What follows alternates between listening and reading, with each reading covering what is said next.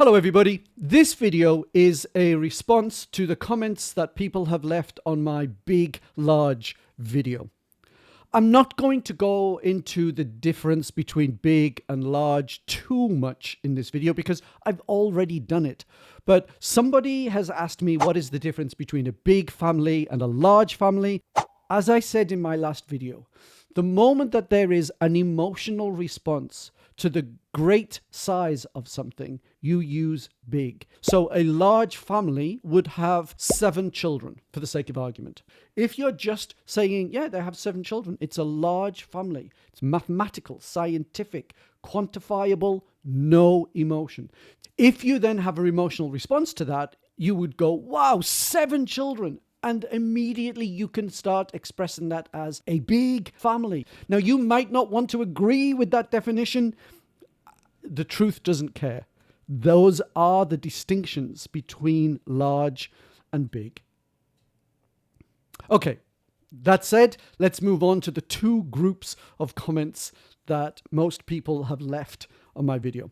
So the first group is to do with the word interchangeable.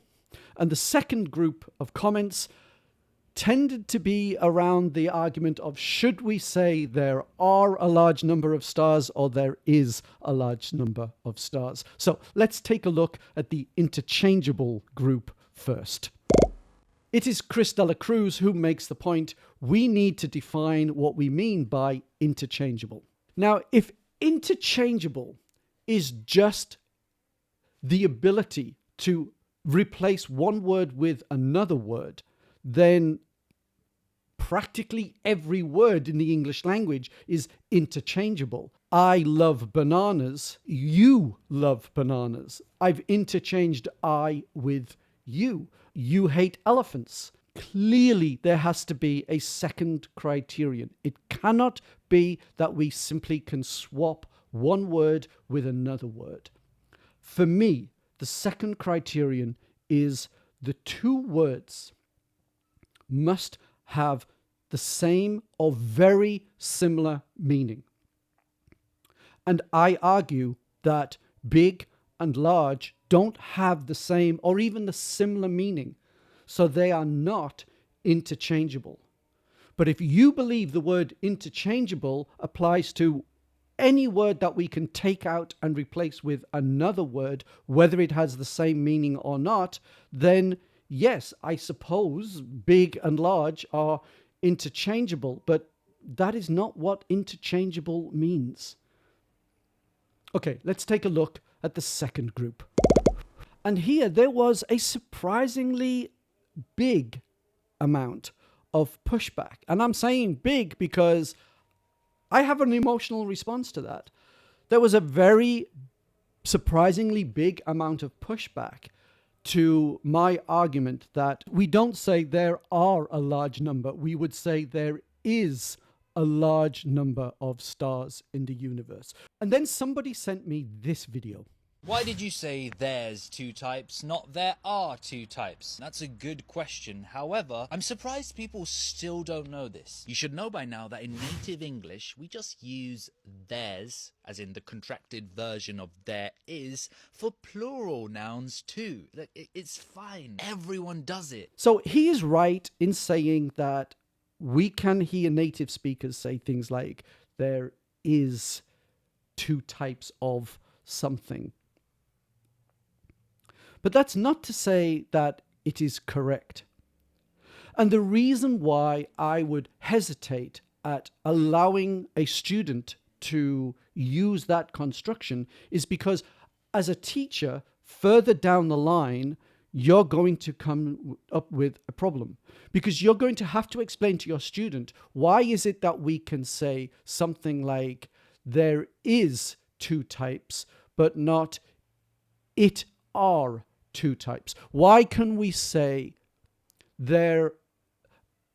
And I can't do this in my head because I know what the correct construction is and my brain is having to twist it round the other way. So if we say there are a number of stars in the sky and we say that that is correct, how do we explain to students that it is then incorrect to say it are a large number.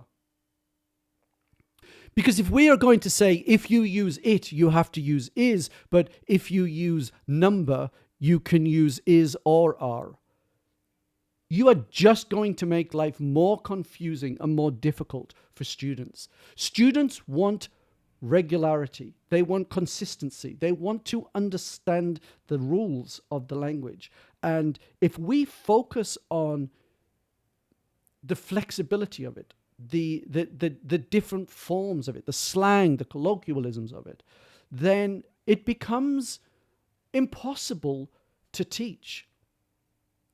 I find it strange that any teacher would advocate that there are essentially no rules. It's just however native speakers say something that then becomes the correct way of doing English. Because I don't know how you could then go into a classroom and say, this is the correct way of speaking English. These are the grammar rules. This is the correct pronunciation. If on camera you're saying there are different ways of saying things and it's all good.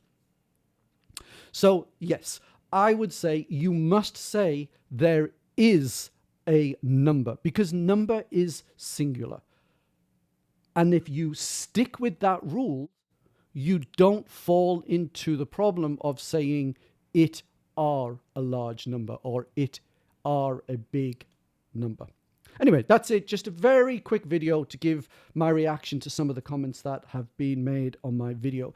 Incidentally, if you are an English teacher and you are interested in following my way of teaching English, I am giving some sessions to English teachers in April. So if you send an email to contact@pasttenseofbanana.com, I will send you all the details. But it's just for people who teach English, not for students. Okay, so I will see you in the next video. Thank you very much for watching. Bye-bye now.